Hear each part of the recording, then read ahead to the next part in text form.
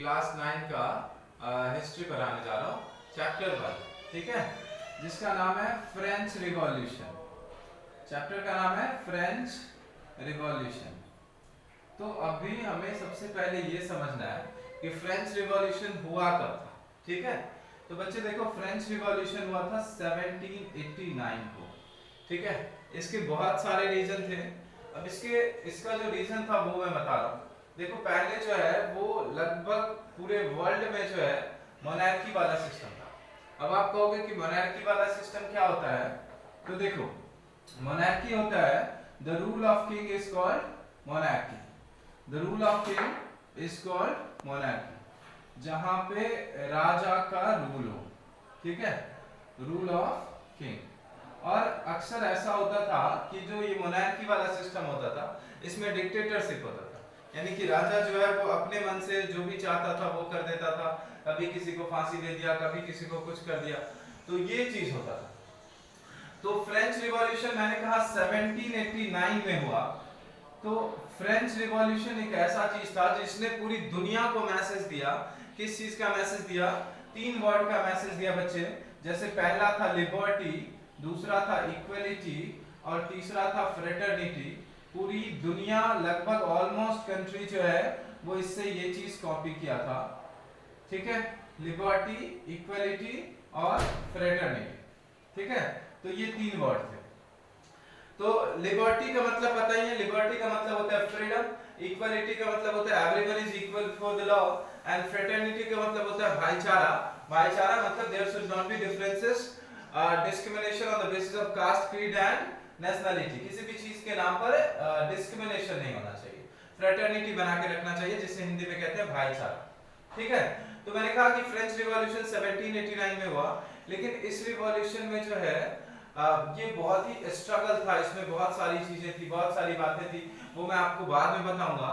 लेकिन इससे पहले ये फ्रेंच रिवॉल्यूशन का जो मेन रीजन था, तो वो था अमेरिका को आजादी मिली थी 4 जुलाई 1776 को। कब आजादी मिली थी?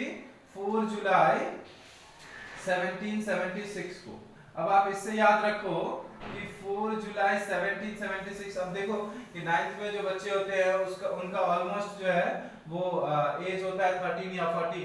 तो आप क्या करो कि 1789 में से 13 माइनस कर दो, तो याद रखो कि अमेरिका को आजादी मिली थी 4 जुलाई 1776 को। अमेरिका इंडिपेंडेंट हुआ था, बट अमेरिका का जो 13 कॉलोनीज था उस पे ब्रिटेन ने कब्जा कर रखा था। आपको पता ही है कि ब्रिटेन ने जो है वो ऑलमोस्ट कंट्री पे कब्जा कर रखा था, तो उसमें अमेरिका भी एक था। और अमेरिका का दुश्मन कौन हुआ? ब्रिटेन हुआ। अमेरिका का दुश्मन कौन था? एनिमी कौन था? ब्रिटेन, क्योंकि वो उस पे कब्जा कर रखा था। और फ्रांस का भी दुश्मन था ब्रिटेन। तो वो कहते हैं ना कि दुश्मन का दुश्मन दोस्त हो जाता है। तो वही सवाल था, क्योंकि ये भी इसका दुश्मन था और ये भी इसका दुश्मन था, इसलिए फ्रांस ने अमेरिका से कहा कि मैं तुम्हें मदद करूंगा, और इसने मदद किया भी। लेकिन मदद करने के पीछे ये भूल गया था, या वहां का जो राजा था, कौन राजा था बच्चे? तो वो आपको पता होगा कि लुईस 16 था वहां का राजा। फ्रांस का राजा कौन था? लुईस 16।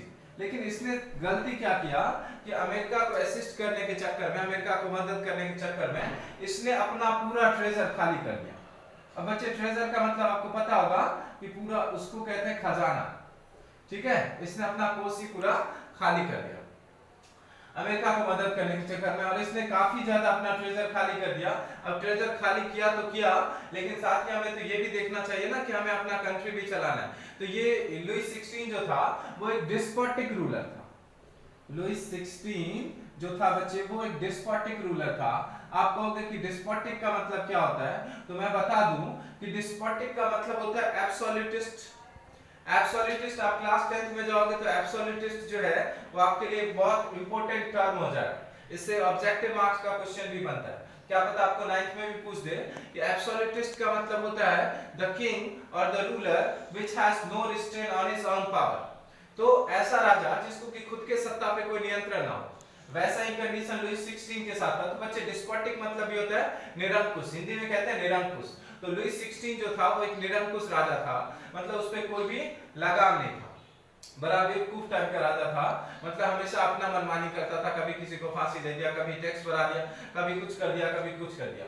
तो बच्चे वहां पे ये था कि इसने क्या किया, बहुत ज्यादा टैक्सेस इंक्रीज कर दिया, और बहुत ज्यादा टैक्सेस इंक्रीज किया तो किया, लेकिन इसने जो सबसे बड़ी गलती की थी, अब वो गलती की थी वो मैं आपको आगे बताऊंगा, लेकिन आप एक चीज समझिए कि French society were divided into 3 state. French society जो है वो 3 स्टेट में, 3 पार्ट में डिवाइडेड था। कितने पार्ट में डिवाइडेड था बच्चे? 3 पार्ट में। तो वो 3 पार्ट कौन कौन से थे? तो पहला था 3 पार्ट में डिवाइडेड था। अब पहला था क्लर्जी, अब क्लर्जी जो होता था इसको कहते हैं किथ एंड किन्स ऑफ किंग्स, किथ एंड किन्स ऑफ किंग्स, मतलब राजा का किथ एंड किन्स, मतलब रिश्ते नाते। आप यूं समझ लो कि राजा के आसपास ढूंढने वाले जो कुछ चमचे होते हैं वो आते हैं क्लर्जी में, ठीक है। दूसरा है बच्चे नॉबिलिटी। अब ये नॉबिलिटी जो है वो जमींदार वर्ग होता था, जमींदार वर्ग, पूंजीपति जो होता था, एरिस्टोक्रेट लोग, वो आते थे नॉबिलिटी में। और तीसरा जो था वो थर्ड स्टेट में जो है बच्चे वो पीजेंट क्लास आते थे। अब पीजेंट का मतलब वैसे समझो तो आप कृषक वर्ग होता है, लेकिन यहाँ पे पीजेंट का मतलब सिर्फ फार्मर नहीं था। पीजेंट में वो सारे लोग आ जाते थे, फार्मर आ जाते थे, डेली वेज वर्कर आते थे, इंजीनियर आते थे, लॉयर आते थे, डेली वेज वर्कर, उसके बाद इंजीनियर, लॉयर, डॉक्टर, टीचर, ये सभी आते थे, और भी यहाँ पे एक्सेट्रा। तो ये सभी आते थे थर्ड स्टेट यानी कि पीजेंट क्लास में। लेकिन दुख की बात ये थी कि वहां का जो राजा था लुई 16, इसने कहा कि आप दोनों जो हो वो टैक्स से एग्जेम्प्टेड हो, आप दोनों से टैक्स नहीं लिया जाएगा। इसने क्लर्जी और नॉबिलिटी को टैक्स से एग्जेम्प्ट कर दिया। अब टैक्स देना किसको पड़ता था? तो सिर्फ इन लोगों को टैक्स देना पड़ता था। तो देखो ये कितनी गलत बात है कि इन लोगों के पास पैसा था तो इसको टैक्स से एग्जेम्प्ट कर दिया, और इनके पास जो मतलब किसी तरह कमाते हैं, किसी तरह खाते वाली बात होती है, तो इन पे टैक्स का बोझ जो है वो काफी ज्यादा लाद दिया। ऊपर से इसने क्या किया, टैक्स को भी हाइक कर दिया, मतलब काफी ज्यादा टैक्स जो है वो इंक्रीज कर दिया। अब इंक्रीज कर दिया मतलब वो कहते हैं कि he increase the taxes of breads and loaves, मतलब ब्रेड्स एंड लोव्स पे भी टैक्सेस इसने बढ़ा दिया। अब इन पे जो है वो टैक्सेस का प्रेशर जो है वो काफी ज्यादा पड़ा। उसके बाद डिस्क्रिमिनेशन ये और भी करता था। तो बच्चे इसको वैसे कहते हैं फ्यूडल सिस्टम, ये जो डिवाइडेड है इसको कहते हैं फ्यूडल सिस्टम। ये लेकिन ये आप अभी नहीं पढ़ोगे, ये क्लास 10th में पढ़ोगे। तो इनको टैक्स काफी ज्यादा देना पड़ता था। तो ये जो है वो दिन ब दिन और भी पुअरर होते गए, क्योंकि टैक्सेस का प्रेशर था बहुत ज्यादा, तो ये और भी ज्यादा पुअरर होते गए। ये लुई 16 जो था वो बहुत ही गलत तरीके से इन सब का एक्सप्लॉयटेशन करता था। और बाकी के जो है ये जो है वो एरिस्टोक्रेट हो। अब आप एरिस्टोक्रेसी का मतलब समझते होंगे, नहीं समझते हो तो मैं आपको बता दूं कि देखो एरिस्टोक्रेसी मतलब होता है रईस, एरिस्टोक्रेसी मतलब होता है रईस। अब आप याद कैसे करोगे? एरिस्टोक्रेसी एक वर्ड है जिसे आप याद कैसे करोगे, तो वो देखो कि एरिस्टोक्रेसी वर्ड जो है, अब आपने एक नाम सुना होगा कि एक एरिस्टोक्रेट होता है। एरिस्टोक्रेट क्या होता है? एक शराब होता है जो अक्सर लोग पिया करते हैं। तो आप ये अपना लिंक करके याद रखना कि एरिस्टोक्रेसी लोग जो है वही एरिस्टोक्रेट पीते हैं, वही एरिस्टोक्रेट पीते हैं। तो एरिस्टोक्रेसी मतलब क्या होता है? रईस। तो ये जो न्यू मिडिल क्लास है ये इमर्ज होकर के क्या बन गया? एरिस्टोक्रेसी हो गया, ठीक है। तो लोग जो है वो लुई 16 से काफी ज्यादा परेशान थे, बहुत ज्यादा तंग आ चुके थे, और इन्होंने मूवमेंट करना शुरू कर दिया थर्ड स्टेट के लिए। क्योंकि एक तो लोग पहले से ही मोनार्की से चेंज होना चाहते थे, और मोनार्की से चेंज होकर के क्या चाहते थे? डेमोक्रेसी चाहते थे। और ये ना कि सिर्फ फ्रांस में था, बल्कि बहुत सारे यूरोपियन कंट्रीज था जो कि मोनार्की को चेंज करना चाहते थे। क्योंकि मैंने आपको पहले ही कहा बच्चे कि मोनार्की में जो है वो डिक्टेटरशिप ज्यादा होता था, ठीक है। तो वो चाहते क्या थे कि डेमोक्रेसी आ जाए, और डेमोक्रेसी लाने के लिए वो पहले से ही चाह रहे थे खास करके लुईस 16। अब जैसे रशियन रिवॉल्यूशन आप पढ़ोगे तो रशियन रिवॉल्यूशन में जार निकोलस था, जार निकोलस सेकंड, तो ये दोनों रूलर जो है वो एक ही तरह का बहुत ही गंदा था, बहुत ही परेशान करता था, टॉर्चर करता था, खास करके थर्ड स्टेट के लोगों को।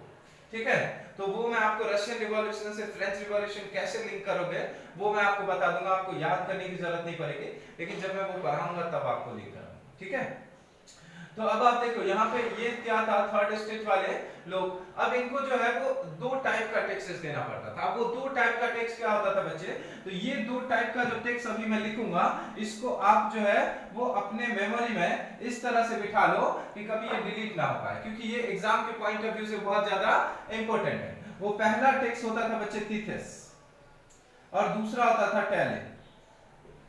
अब थीथेस जो होता था वो डायरेक्टली पेड टू चर्च, मतलब इनको चर्च को देना पड़ता था। चर्च को जो टैक्स देना पड़ता था इसको कहते हैं, चर्च कलेक्ट करता था, इसको कहते थे थीथेस। ठीक है, और टैले जो होता था वो डायरेक्टली देना पड़ता था किसको, राजा के जो एडमिनिस्ट्रेटिव होते थे, मतलब किंग को दिया जाता था। ठीक है, तो देखो एक तो टैक्स का बर्डन, ऊपर से दो टाइप का टैक्स, मतलब उन लोगों में बहुत ज्यादा, उन लोगों की हालात जो है वो कंडीशन जो है वो काफी ज्यादा खराब हो गई। ठीक है, तो इसके लिए लोगों ने जो है वो मूवमेंट करना शुरू किया, किसके खिलाफ, लुईस 16 के खिलाफ। अब लुईस 16 के खिलाफ जो मीटिंग रखा गया था तो बच्चे उसमें जो है जो लोग इकट्ठा हुए थे उसमें भी उसने डिस्क्रिमिनेशन किया था। लुईस 16 इतना गंदा इंसान था कि उसमें भी उसने डिस्क्रिमिनेशन किया था। अब वो क्या किया था कि जो ये थे, यानी कि फर्स्ट स्टेट और सेकंड स्टेट के जो लोग थे, यानी कि जो ये क्लर्जी और नोबिलिटी थे, उनको आगे के सीट पे बिठाता था। क्लर्जी और नोबिलिटी को आगे के सीट पे बिठाया, और जो बेचारे थर्ड स्टेट के लोग थे उनको पीछे खड़ा कर दिया। लगभग 600 रिप्रेजेंटेटिव इसके थे और यहाँ पे 300 रिप्रेजेंटेटिव थे। अक्सर जो है वो थर्ड स्टेट वालों की संख्या तो ज्यादा होती ही है, तो थर्ड स्टेट वालों की संख्या इतनी थी, बट इसने क्या किया, वहां पे भी डिस्क्रिमिनेशन किया और इनकी बातों को सुना नहीं। तो अब देखो आउटब्रेक ऑफ रिवॉल्यूशन तो होगा ही, क्योंकि आप जब इतना डिस्क्रिमिनेशन करोगे, किसी को इतना मुंह में उंगली दोगे, तो वो सामने वाला बोलेगा ही, और बोलेगा इस तरह से बोलेगा जो आपका नाक मुंह जो है वो लाल कर देगा पीट पीट के।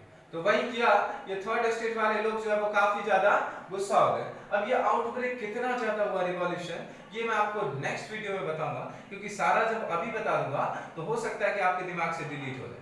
तो बस आप जुड़े रहिएगा और अपने फ्रेंड के बीच में शेयर करिएगा, जितना ज्यादा से ज्यादा होगा सब्सक्राइब कीजिएगा, तो आपको सारी बातें मैं जो है वो चुटकियों में याद करा दूंगा, आपको बुक खोलने की जरूरत नहीं पड़ेगी। तो बस आप करना क्या, तो शेयर करना और सब्सक्राइब करना, जो कि बहुत ही इंपॉर्टेंट है, ताकि मुझे भी अच्छा लगे पढ़ाना।